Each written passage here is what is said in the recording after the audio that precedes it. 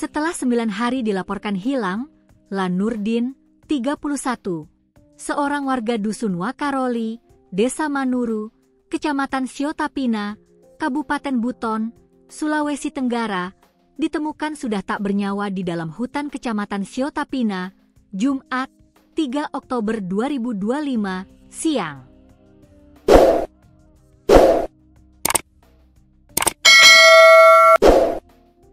Korban dilaporkan hilang saat pergi ke kebun bersama paman dan kakaknya pada Kamis, 25 September 2025. Proses pencarian dilakukan selama 5 hari dan pada hari kelima, korban ditemukan dalam kondisi meninggal dunia, kata Kapolsek Sampua Balo, Ibda Syahrir, melalui pesan pendeknya, Sabtu, 4 Oktober 2025.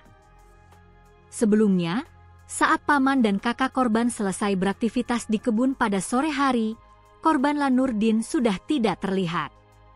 Sehingga, anggota keluarga bersama warga melakukan pencarian hingga di sekitar kebun, namun korban juga tidak ditemukan.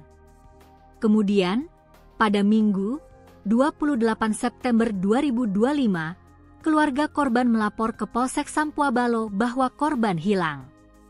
Laporan tersebut dimasukkan setelah keluarganya hilang selama 4 hari, ujar Syahrir. Dari laporan aduan tersebut, Polsek Sampua Balo melakukan koordinasi dan komunikasi dengan tim SAR Pos Bau-Bau untuk dapat membantu melakukan proses pencarian.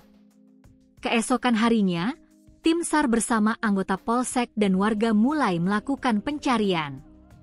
Setelah dilakukan pencarian selama 5 hari, korban ditemukan dalam kondisi meninggal dunia di dalam hutan.